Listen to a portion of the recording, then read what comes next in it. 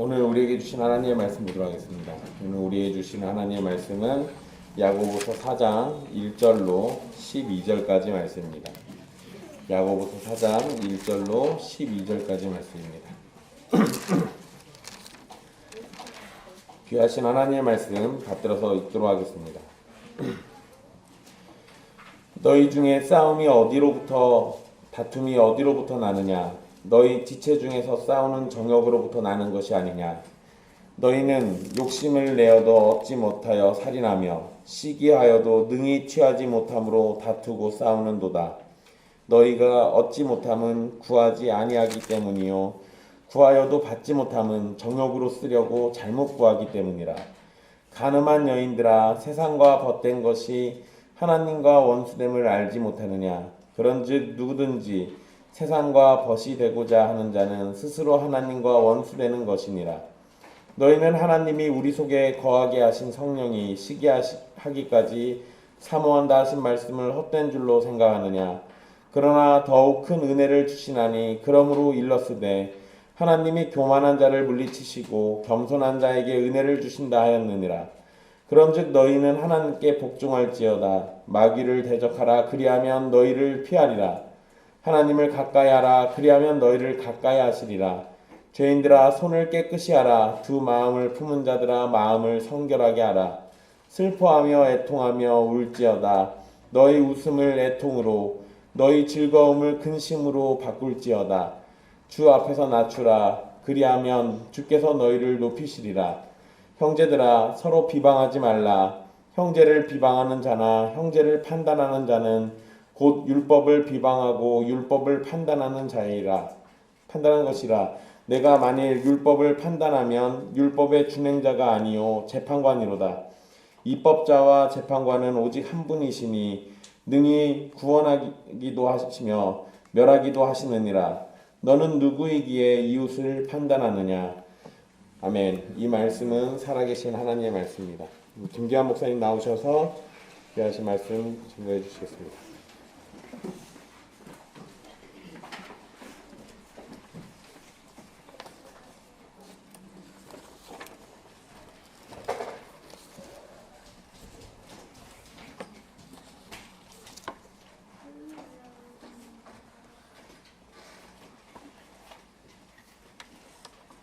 오늘은 4장 1절부터 12절 말씀을 함께 살펴보도록 하겠습니다.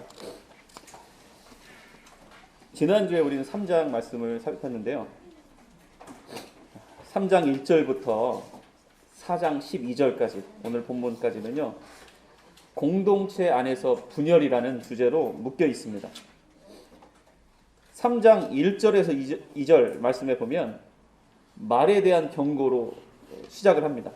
그리고 오늘 본문의 마지막 4장 11절부터 12절에 보면 동일하게 말에 대한 경고입니다. 비방하고 판단하는 말에 대한 경고로 마무리를 하고 있습니다.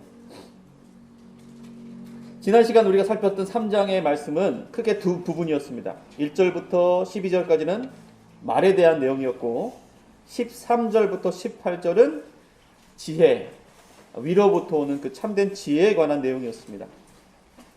통제되지 않는 혀가, 그 말이 얼마나 무서운지, 그리고 말로 짓는 죄가 가져오는 해로운 결과들이 무엇인지 우리는 말씀을 통해 살폈습니다.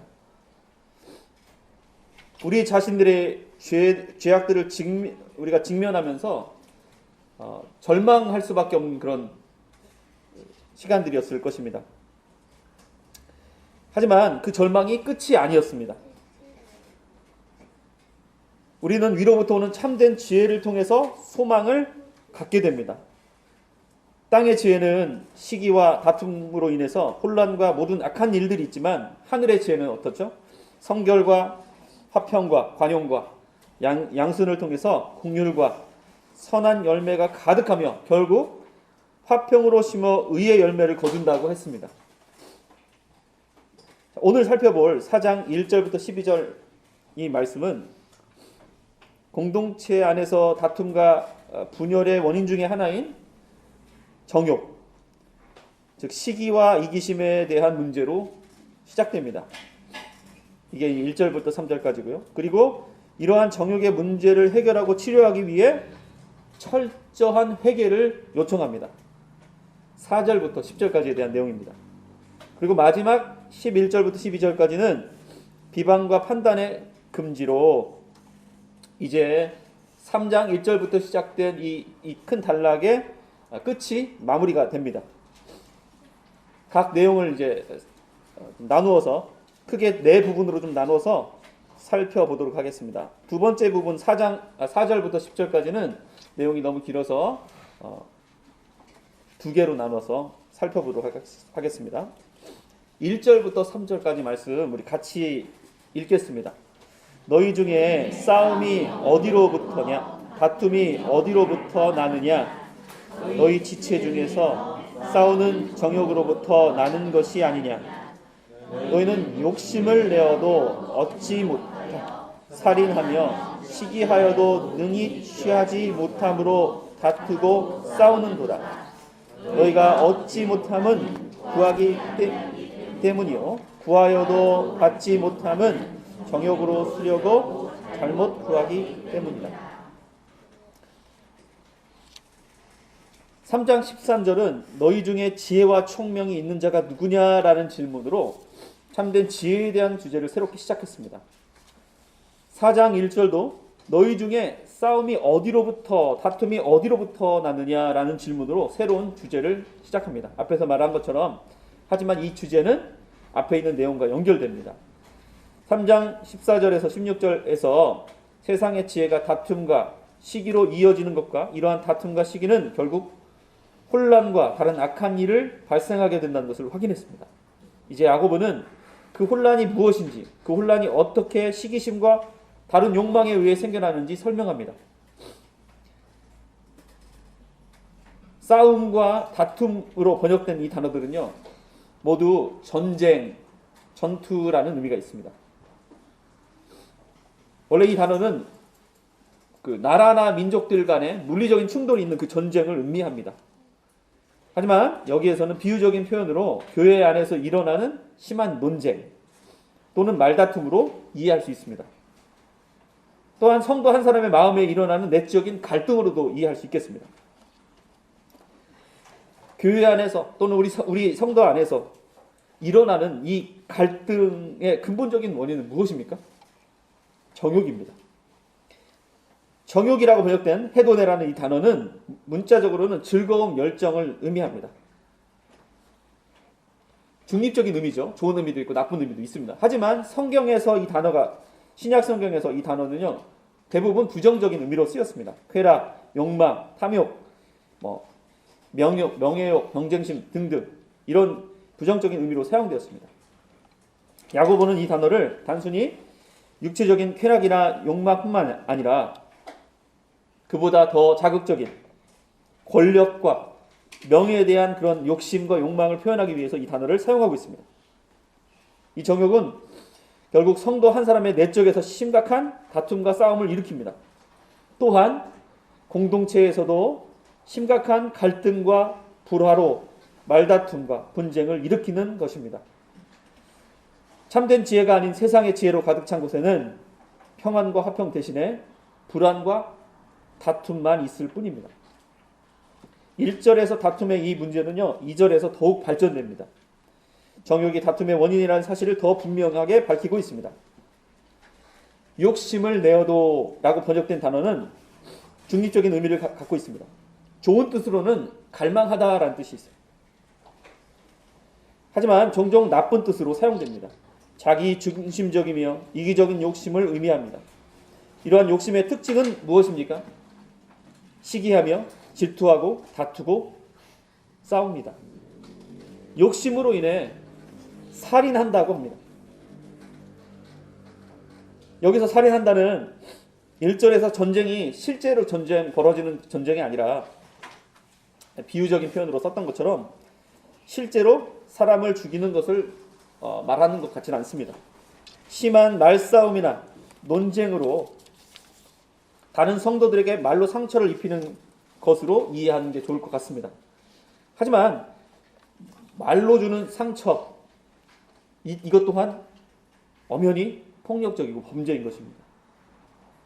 또한 이 말로 하는 것은 결국 이 마음의 문제인데, 이 마음 안에 있는 이 미움과 정죄하는 것, 판단하는 것은 언제든지 실제적인 폭력으로 또는 살인으로까지 이어질 가능성이 있습니다. 예수님께서는 살인에 대해서 어떻게 가르치셨습니까? 마태복음 5장 21절부터 22절의 말씀에 보면 옛 사람에게 말한 바 살인하지 말라. 누구든지 살인하면 심판을 받게 되리라. 하였다 하는 것을 너희가 들었으나 나는 너에게 이르노니 형제에게 노하는 자마다 심판을 받게 되고 형제를 대하여 나가라 하는 자는 공회에 잡혀가게 되고 미련한 놈이라고 하는 자는 지옥불에 들어가게 되리라. 시기심과 이기적인 욕망은 내적 갈등과 충돌을 넘어 공동체를 파괴하고 무너뜨립니다. 정욕과 욕심은 무엇인가를 얻고자 합니다. 그래서 열심히 찾고 두드리고 구합니다. 하지만 얻지 못합니다. 왜 그렇습니까? 그 근본적인 원인은 하나님께 바른 것을 구하지 않았기 때문입니다. 하나님의 나라와 하나님의 뜻을 구하며 하나님의 말씀에 합당한 삶을 사는 것, 곧 위로부터 오는 참된 지혜를 구하지 않기 때문입니다. 그런데 이것이 우리가 가만히 잘 생각해 보면 이것은 은혜입니다. 중국어에 보면 완시루이라는 말이 있는데요. 이게 무슨 말이냐면 생각한 대로 다 이루어지길 바란다. 당신이 생각하는 모든 게 다 이루어지길 바란다 하면서 신년에 축복하는 인사예요.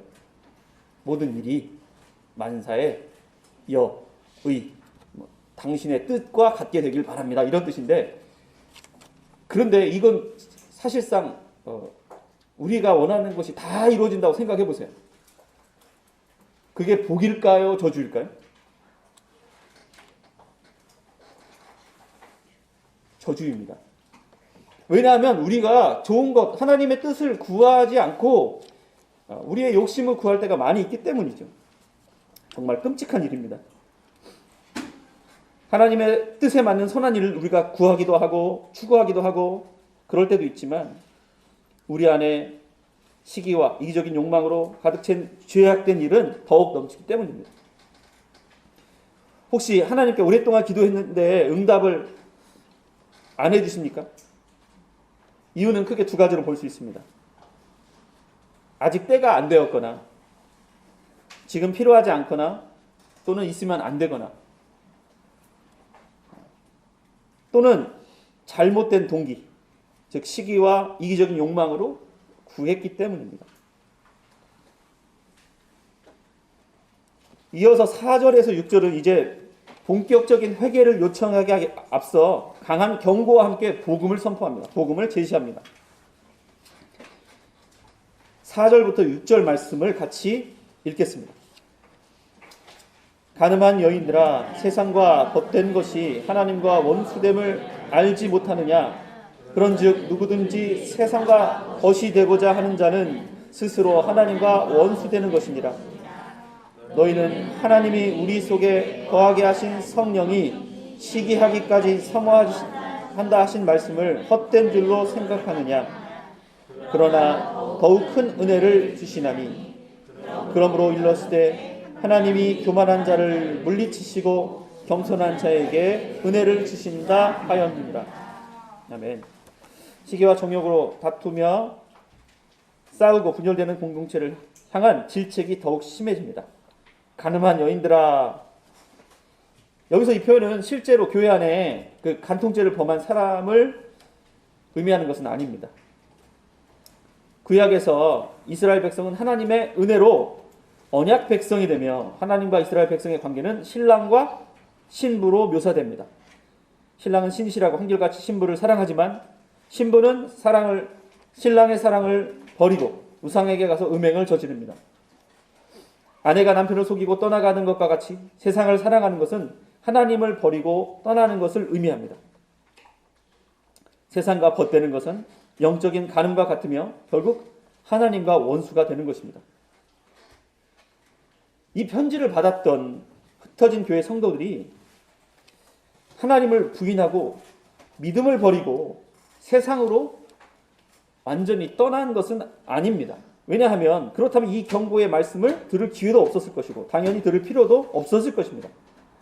하지만 교회 안에 그리고 성도들 안에 큰 문제들이 있었습니다. 그들이 가지고 있는 믿음은 참된 믿음이 아니며 그들이 위로부터 오는 참된 지혜가 아니라 땅의 지혜를 구했기 때문에 결국 시기와 정욕으로 다투며 나뉘어졌습니다.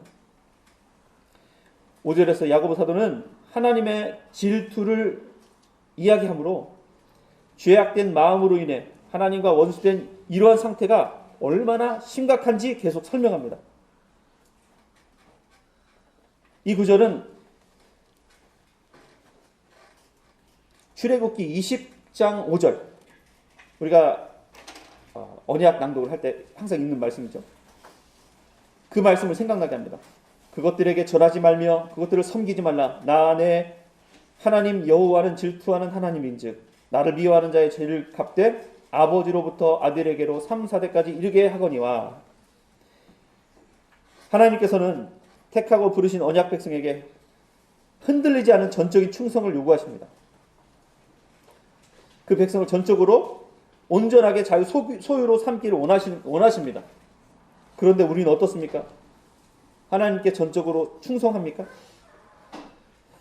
죄에 대해 용납하지 않으시는 하나님의 질투, 곧 맹렬한 진노에 타는 불로부터 우리는 안전할 수 있습니까?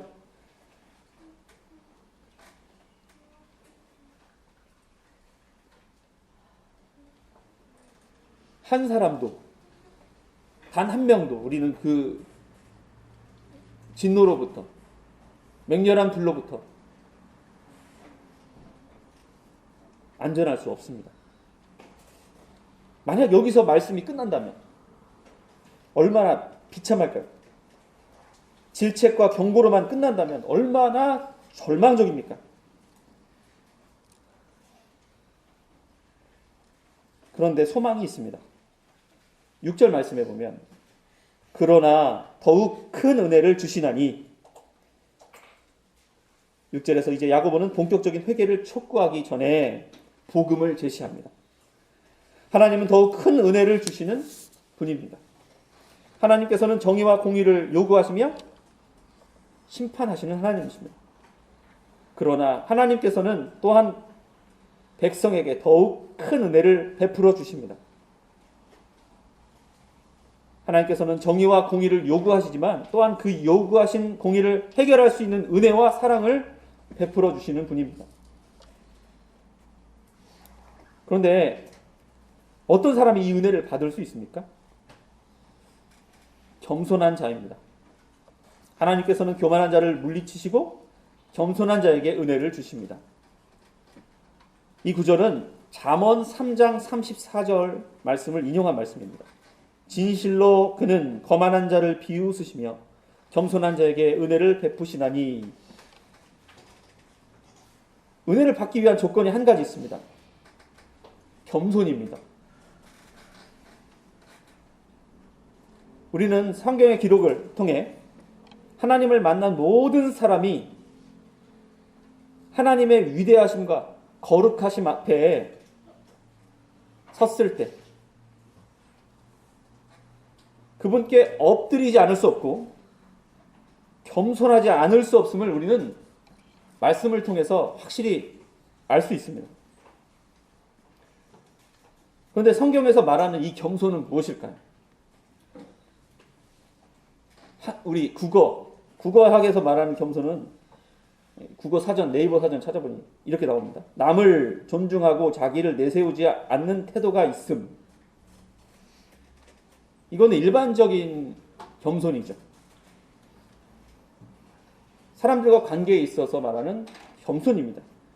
물론 성경에서 말하는 겸손도 사람들과 관계에서 이 겸손도 포함이 됩니다. 하지만 오늘 본문에서 또한 성경 전체에서 강조하는 이 겸손의 참된 의미는 무엇일까요? 하나님과의 관계에서의, 하나님 앞에서의 겸손입니다. 그것이 매우 중요합니다. 하나님 앞에서 교만하지 않고 겸손한 사람은요, 자신의 부족함을 인정하고 하나님의 풍성함을 간구하는 사람입니다. 근데 우리가 어떻게 이 겸손하게 될까요? 하나님을 만날 때 겸손하게 됩니다. 하나님을 어떻게 만날 수 있습니까? 하나님을 은혜로 만나게 됩니다. 결국 이 겸손, 참된 겸손, 또한 참된 회개, 참된 지혜, 참된 믿음, 사실 모든 것이 하나님이 주시는 선물인 것입니다. 겸손한 사람은 어떤 특징이 있습니까? 겸손한 사람은 하나님 앞에서 철저하게 회개하는 사람입니다. 네, 철저하게. 이제 본격적인 회개의 요청을 합니다. 회개를 촉구합니다. 4절에서 6절까지 경고와 권면을 통해 그 권면을 토대로 어떻게 겸손한 사람이 될 수 있는지 설명하며 회개할 것을 촉구합니다. 7절부터 10절 말씀을 같이 읽겠습니다. 그런즉 너희는 하나님께 복종할지어다. 마귀를 대적하라. 그리하면 너희를 피하리라. 하나님을 가까이 하라. 그리하면 너희를 가까이 하시리라. 죄인들아 손을 깨끗이 하라. 두 마음을 품은 자들아 마음을 성결하게 하라. 슬퍼하며 애통하며 울지어다. 너희 웃음을 애통으로 너희 즐거움을 근심으로 바꿀지어다. 주 앞에서 낮추라. 그리하면 주께서 너희를 높이시리라. 아멘. 어떻게 회개해야 됩니까? 7가지로, 총 7가지로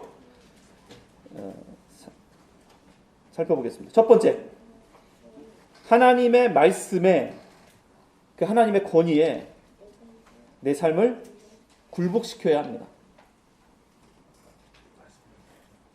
우리는 때때로 우리의 감정에 휩싸일 때가 있습니다. 감정에 굴복될 때가 있어요. 뭐 감정이 필요한 건데요. 우리 내 감정, 우리는 또 내 지식에 내가 알고 있는 것에 매일 때가 있죠. 아는 만큼 보인다. 아는 것대로 생각하고 하죠. 그러니까 아는 거 중요한데 그것이 나에게 온, 세상으로부터 온 그 지혜에 머물러 있을 때가 문제죠.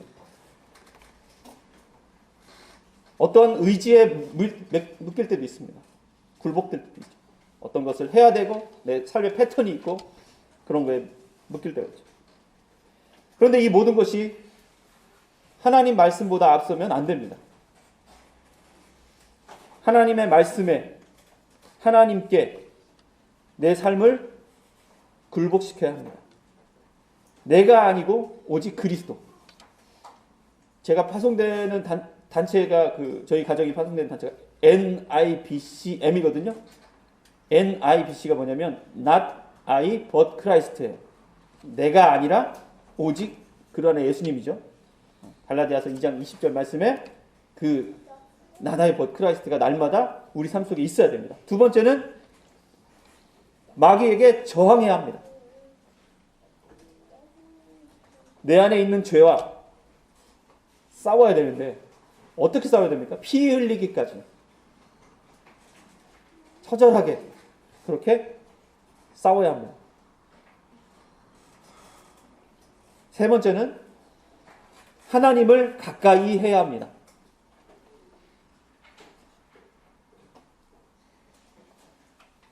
하나님을 어떻게 우리가 가까이 할 수 있죠?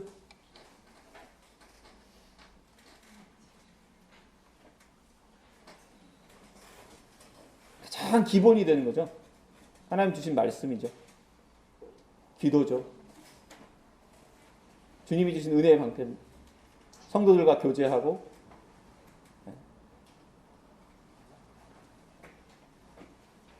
말씀을 듣고 마귀에게 저항하며 죄로부터 도망치는 것, 달려가는 거예요. 결국 하나님께 달려가는 것입니다. 이 중간은 없습니다. 우리가 하나님께 더 가까이 가면 갈수록 마귀에게서 멀어지는 거예요.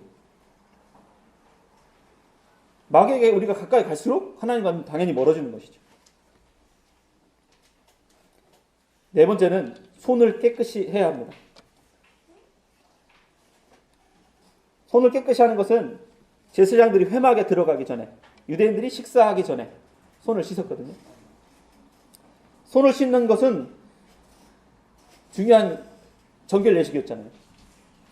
그런데 이 손을 씻는 것은 인간의 모든 행위를 의미합니다. 뭐 행위를 깨끗이 하는 걸 말해요. 외적인 행동을 회개해야 된다는 거예요. 우리가 뭔가를 잘못하고 있으면 그 잘못된 행동을 돌이켜야 합니다. 뭐 말로만 기도하면 안 돼요. 그 행동에서 돌이켜야 됩니다.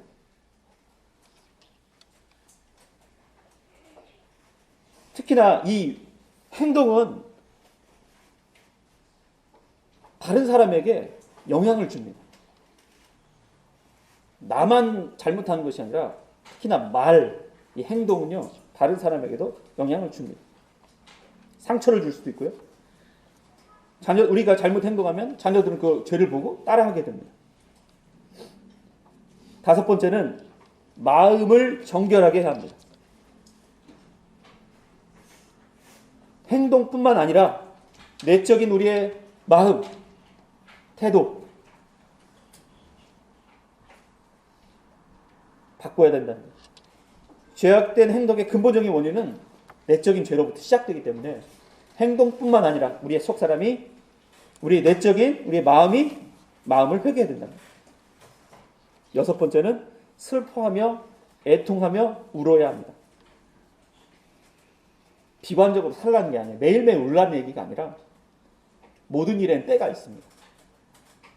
슬플 때도 있고 기쁠 때도 있고 울 때도 있고 웃을 때도 있습니다.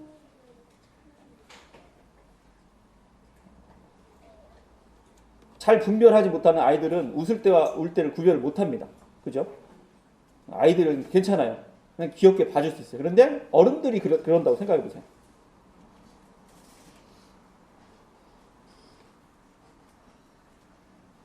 하나님이 아닌 시기와 이기심 등 땅의 지혜로 가득 찬 우리의 마음을 생각하면서 비통해하고 슬퍼하며 울어야 한다는 거예요. 마지막 7번째는 이게 결론인데요. 제일 중요한 건데 주 앞에서 낮춰야 합니다. 참된 회개는 하나님 앞에서 교만한 마음을 버리고 주님의 발 아래 엎드려 겸손하게 은혜를 구하는 것입니다.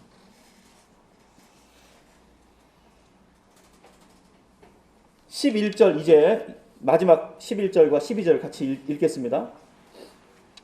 형제들아 서로 비방하지 말라. 형제를 비방하는 자나 형제를 판단하는 자는 곧 율법을 비방하고 율법을 판단하는 것이다. 내가 만일 율법을 판단하면 율법의 준행자가 아니요 재판관이로다. 입법자와 재판관은 오직 한 분이시니 능히 구원하기도 하시며 멸하기도 하시느니라. 너는 누구에게 이웃을 판단하느냐. 3장 1절부터 시작된 이 단락의 마지막 부분입니다. 말의 문제인 비방과 판단의 금지로 마무리가 되는데요. 가늠한 여인들아 또 두 마음을 품은 자들아 하고 엄하게 책망하고 강력하게 회개를 촉구할 때는와는 좀 달리 이제 다시 형제들아라고 부릅니다. 야고보는 흩어진 성도들을 정죄만 하고 너희는 끝났어. 너희는 안 돼. 라고 하면서 포기하는 것이 아니라는 것을 우리는 알 수가 있습니다. 오히려 그들이 주님께 돌아오며 참된 믿음을 갖기를 간절히 바라는 마음을 우리는 말씀을 통해 알 수 있습니다. 야고보는 형제들에게 서로 비방하지 말라고 권면합니다. 비방하다는 단어는 거슬러 말하다, 뭐뭐에 대해 거슬러 말하다라는 뜻이 있습니다. 많은 종류의 다양한 종류의 각종 해로운 말을 의미합니다. 예를 들어 이스라엘 사람들이 하나님과 모세를 향하여 원망할 때 그때처럼 적법한 건의의 이의를 제기하는 말. 오늘 아까 말씀 읽었죠? 두루 다니며 한담을 하는 자는 남의 비밀을 누설하나. 마음이 신실한 자는 그런 것을 숨기느니라. 남을 몰래 헐뜯는 말 또는 부당한 비난 등이 여기에 속합니다. 판단하다 나옵니다. 판단하지 말라.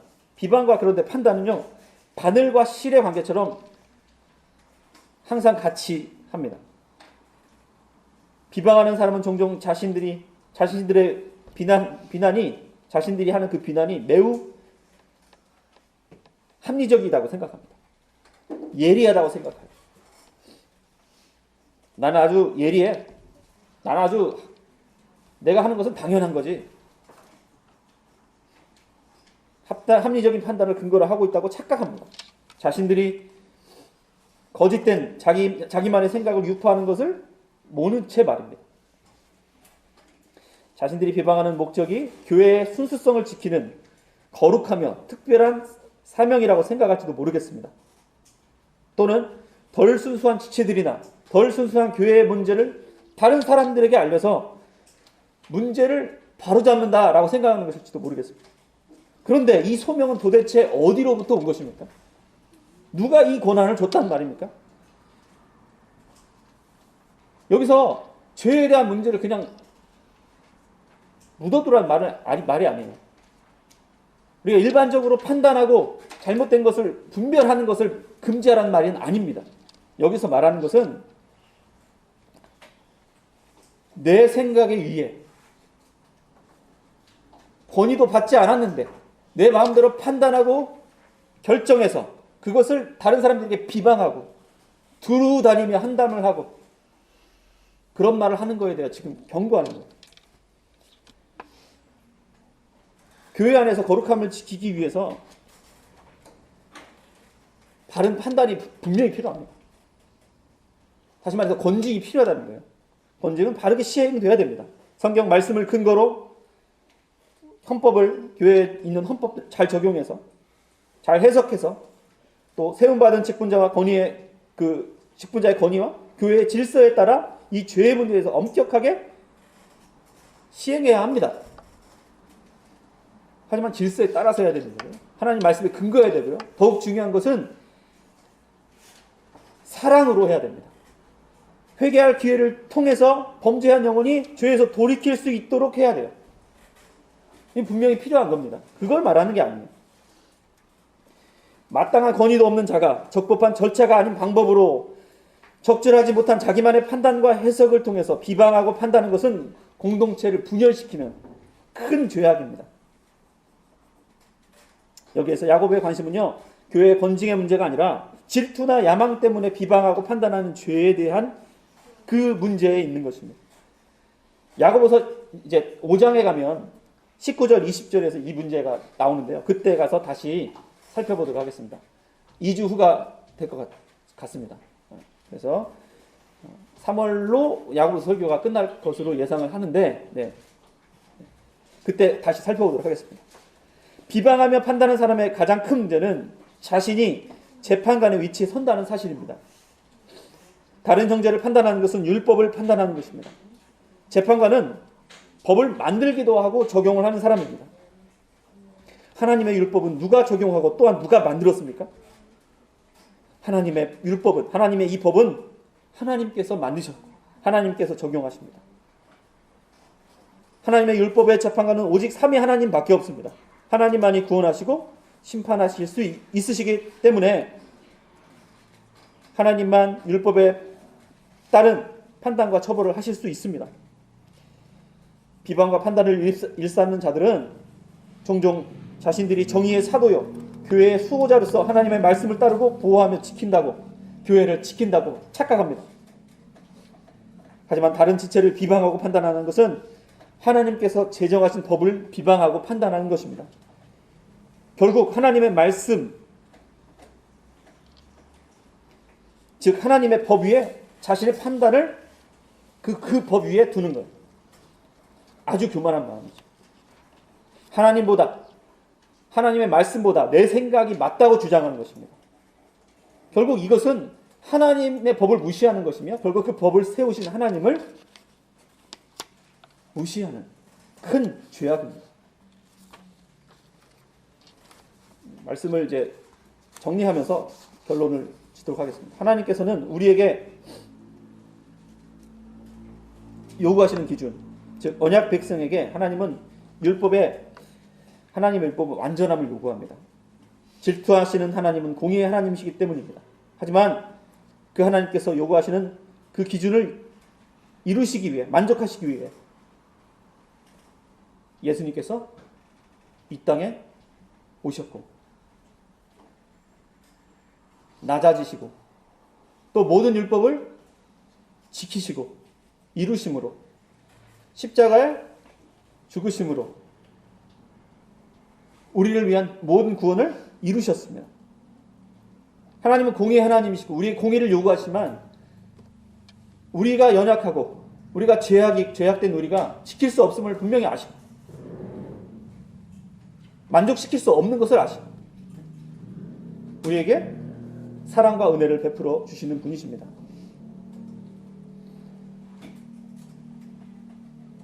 그 요구하신 기준을 이루기에 만족하시기 위해 모든 것을 주셨으며 그것을 통해 우리를 사랑하신다는 사실이 멀리 있는 것이 아니라 추상적인 것이 아니라 가까이 있고 실제적인 것이라는 것을 확실하게 증명해 주셨습니다. 로마서 5장 8절 말씀에 우리가 아직 죄인 되었을 때 그리스도께서 우리를 위하여 죽으심으로 하나님께서 우리에 대한 자기의 사랑을 확증하셨느니라. 그 하나님의 은혜와 사랑은 모든 시험과 환난 속에서 우리로 넉넉히 이기게 합니다.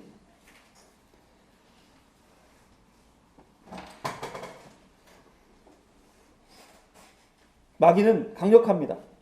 지식과 지혜에 있어서 탁월합니다. 하지만 마귀의 지식과 지혜는 위로부터 오는 참된 지혜와는 다릅니다. 하나님을 향한 사랑도 없으며 순종도 없기 때문입니다. 또한 마귀는 천하무적이 아닙니다. 우리가 하나님을 가까이 하고 하나님께로 달려갈 때 우리는 마귀를 대적할 지혜와 힘을 얻습니다. 하나님의 전신갑주인 진리의 띠와 의의 갑옷, 복음의 신, 전투화, 믿음의 방패, 그리고 구원의 헬멧, 방탄 헬멧, 성령의 검, 무기죠. 완전히 이 하나님의 전신갑주로 완전 무장하며 성령님께서 주시는 힘과 지혜로 넉넉히 이길 수 있음을 우리는 믿습니다. 왜냐하면 우리의 대장이 되신 우리 예수님이 함께 하시며 앞서가시며 우리를 위해 싸워주시기 때문입니다. 그분께서 싸워주시니 우리는 반드시 승리할 것을 믿습니다. 또한 이미 승리한 것을 믿습니다. 우리도 그분 따라 죄와 싸우며 살아야 될 것입니다. 욕심과 질투, 이기심은 항상 교회 안에서 다툼과 논쟁을 일으킵니다. 이러한 다툼과 논쟁 속에서 통제되지 않는 말들로 서로를 정죄하고 판단하며 비방하게 됩니다. 이러한 행동은 땅의 지혜에 속한 일입니다. 참된 지혜를 가진 사람은 위로부터 오는 참된 지혜를 구하며 성결하고 관용하며 양순하며 온유한 태도로 화평을 추구하는 사람입니다. 또한 하나님께 복종하며 마귀를 대적하고 주 앞에서 낮추는 사람입니다. 하나님께서는 하나님을 가까이하며 그만한 마음을 버리고 전심으로 회개하며 하나님 앞에서 겸손하게 자신을 낮추는 그런 사람에게 은혜를 베풀어 주십니다. 하나님께서 베풀어 주신 은혜로 철저히 회개하는 우리가 되길 원합니다. 이번 한 주간도 위로부터 오는 참된 지혜를 구하며 그 참된 지혜를 통해서 생명의 말, 사랑의 말로 또 섬김과 나눔으로 더욱 사랑하며 서로를 돌아보며 주 안에서 하나가 되는 우리가 되길 원합니다. 그래서 오직 하나님과 영광 돌리는 우리 옛길교회 모든 성도들이 되기를 간절히 바랍니다. 기도하시겠습니다. 하나님 아버지, 오늘도 우리에게 말씀을 주시니 감사합니다. 이 진리의 말씀으로 우리를 새롭게 하여 주시길 원합니다. 주신 말씀이 우리 마음밭에 잘 심겨지게 하시고 이 심겨진 말씀을 따라 우리가 삶 속에서 말씀을 따라 행하는 자의 복을 누리게 원합니다. 은혜로 우리에게 참된 믿음을 주신 것처럼 참된 회개를 할 수 있도록 은혜를 베풀어 주시기를 간구합니다. 위로부터 오는 참된 지혜를 베풀어 주셔서 화평케 하는 삶을 살게 하옵소서. 하나님을 가까이 하며 하나님께 복종하게 하시며 하나님의 전신갑주로 무장하여 마귀를 대적할 수 있게 하옵소서. 모든 일에는 때가 있는데 우리 자신의 죄와 공동체의 죄악과 또 교회의 죄와 나라의 죄를 슬퍼하며 애통할 수 있는 마음을 허락하여 주시기를 원합니다. 비방하며 판단하는 자리에 서지 않게 하시고 공동체를 위해 눈물로 기도하며 겸손한 마음으로 섬기며 생명을 살리는 그 자리에 우리가 설 수 있기를 원합니다. 예수 그리스도 이름으로 기도합니다. 아멘. 강목선언 하겠습니다. 주 예수 그리스도의 은혜와 하나님의 사랑과 성령의 사귐이 여러분 모두와 함께 하기를 빕니다. 아멘.